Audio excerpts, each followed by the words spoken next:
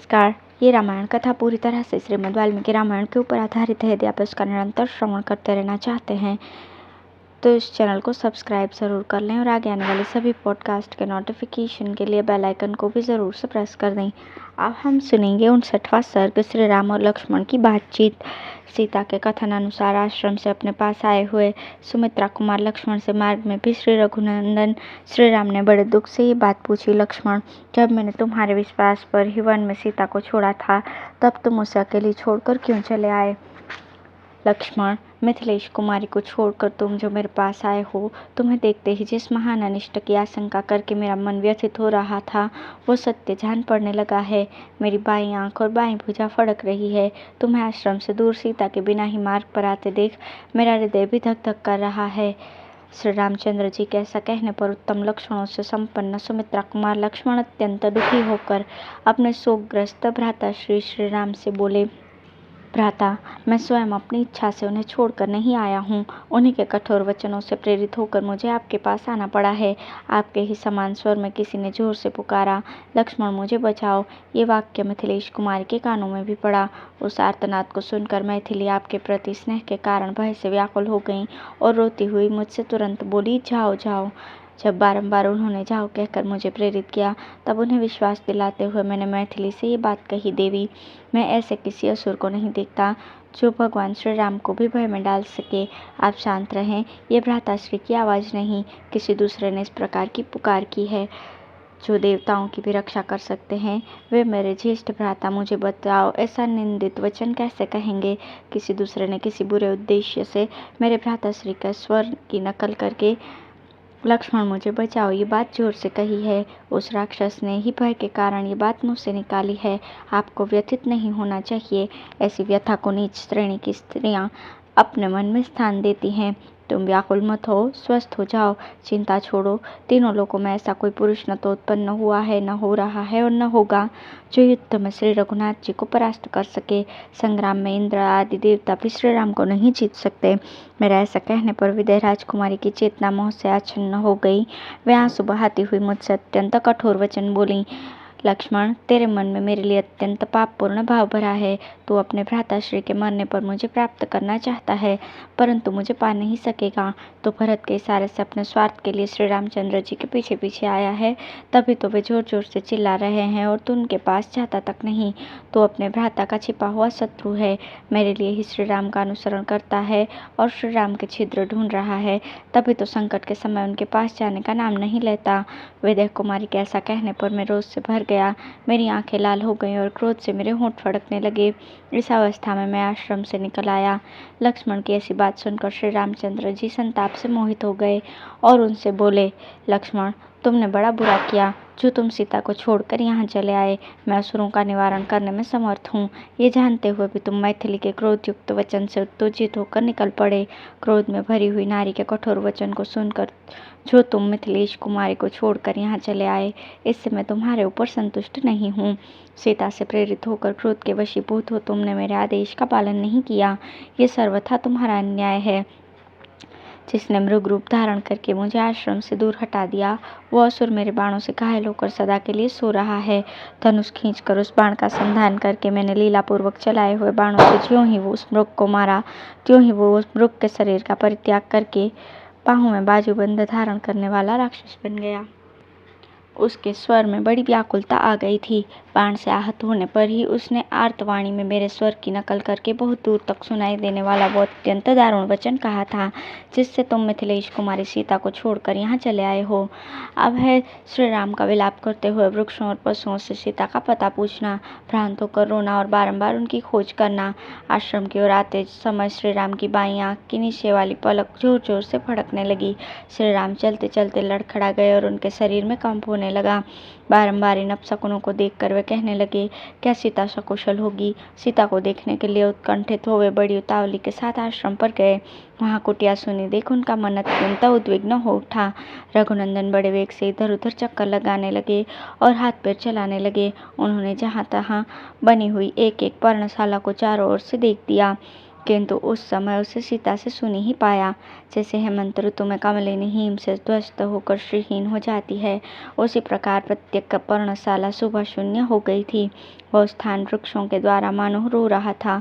फूल मुरझा गए थे, मृग और पक्षी मन मारे बैठे थे। वहाँ की संपूर्ण शोभा नष्ट हो गई थी। सारी कुटी उजाड़ दिखाई देती थी। वन के देवता भी उस स्थान को छोड़कर चले गए थे। सब और मृगचर्म और कुश बिखरे हुए थे। चटाइयाँ अस्त व्यस्त पड़ी थी। पर्णशाला को शून्य देख भगवान श्री राम बारंबार विलाप करने लगे। हाय, सीता को किसी ने हर तो नहीं लिया, उसकी मृत्यु तो नहीं हो गई, अथवा वो खो तो नहीं गई, या किसी असुर ने उसे खा तो नहीं लिया, वो भीरू कहीं छिप तो नहीं गई, अथवा फूल फूल लाने के लिए वन के भीतर तो नहीं चली गई। संभव है फल फूल लाने के लिए ही गई हो, या जल लाने के लिए किसी पुष्करणी अथवा नदी के तट पर गई हो। श्री रामचंद्र जी ने प्रयत्नपूर्वक अपनी प्रिय पत्नी सीता को वन में चारों ओर ढूंढा, किंतु कहीं भी उनका पता न लगा। शोक के कारण श्रीमान राम की आंखें लाल हो गईं। वे उन्मत्त के समान दिखाई देने लगे। एक वृक्ष दूसरे वृक्ष के पास दौड़ते हुए वे पर्वतों, नदियों और नदों के किनारे घूमने लगे। शोक से समुद्र में डूबे हुए श्री रामचंद्र जी विलाप करते करते वृक्षों से पूछने लगे, कदम्ब, मेरी प्रिया सीता तुम्हारे पुष्प से बहुत प्रेम करती थी। क्या वो यहाँ है? क्या तुमने उसे देखा है? यदि जानते हो तो उस सुभावना सीता का पता बताओ। उसके अंग सुस्निग्ध पल्लवों के समान कोमल है तथा शरीर पर पीले रंग की रेशमी साड़ी शोभा पाती है। यदि तुमने उसे देखा हो तो बताओ। अथवा अर्जुन, तुम्हारे फूलों पर मेरी प्रिया का विशेष अनुराग था, अतः तुम्हें उसका कुछ समाचार बताओ।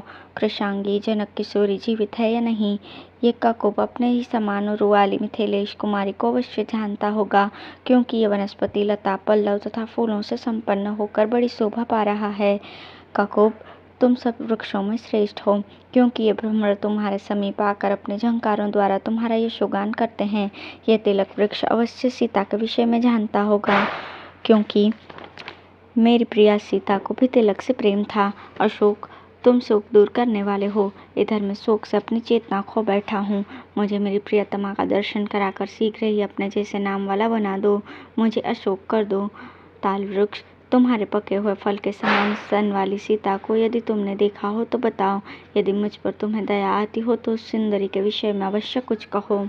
इसी प्रकार जामुन, कनेर, आम, कदम, विशाल साल, कटहल, कुरव, धव और अनार आदि वृक्षों को भी देखकर महायशस्वी श्री रामचंद्र जी उनके पास गए और वकुल, पुन्नाक, चंदन तथा केवड़े आदि के वृक्षों से भी पूछते फिरे। उस समय वे वन में पागल की तरह इधर उधर भटकते दिखाई देते थे। अपने सामने हरिण को देखकर वे बोले, मृग, तुम ही बताओ। मृगनयनी मैथिली को जानते हो। मेरी प्रिया की दृष्टि भी तुम हरिणों की सी है, अतः संभव है वह हरिणियों के ही साथ हो। श्रेष्ठ गजराज, तुम्हारी सूंड के समान ही जिसके दोनों उरु हैं, उस सीता को संभवतः तुमने अवश्य देखा होगा। ज्ञात होता है तुम्हें उसका पता विदित है, अतः बताओ वो कहाँ है। व्याघ्र, यदि तुमने मेरी प्रिया चंद्रमुखी मैथिली को देखा हो तो निशंक होकर बता दो। मुझसे तुम्हें कोई भय नहीं होगा। इतने में ही उनको भ्रम हुआ कि सीता उधर भागकर छिप रही है। तब वे बोले, प्रिय, क्यों भागी जा रही हो? कमल लोचने, निश्चय ही मैंने तुम्हें देख लिया है।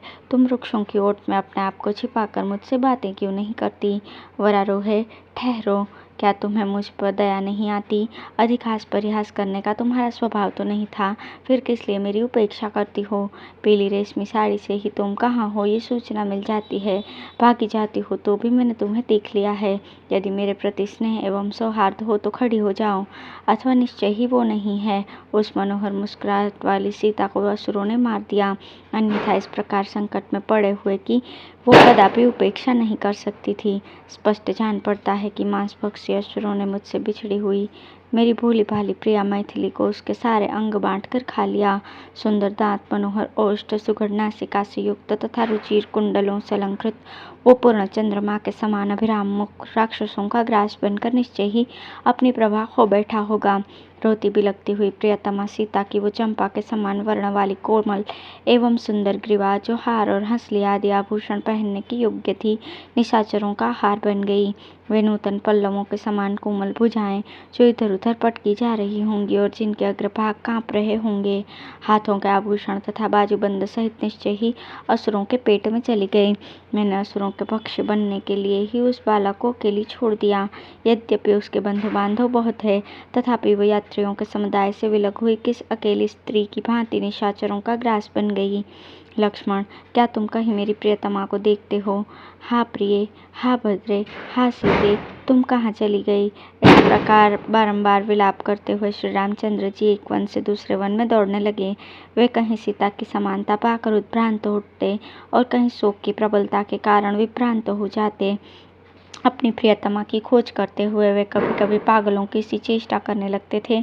उन्होंने बड़ी दौड़ धूप करके कहीं भी विश्राम न करते हुए वनों, नदियों, पर्वतों, पहाड़ी, झरनों और विभिन्न काननों में घूम घूम कर अन्वेषण किया। उस समय मिथिलेश कुमारी को ढूंढने के लिए वे उस विशाल एवं विस्तृत वन में गए और सब में चक्कर लगाकर थक गए तो भी निराश नहीं हुए। उन्होंने पुनः अपनी प्रियतमा के अनुसंधान के लिए बड़ा भारी परिश्रम किया। इस प्रकार श्री वाल्मीकि निर्मित रामायण आदि काव्य करण्य कांड में 60वां सर्ग पूर्ण हुआ। धन्यवाद।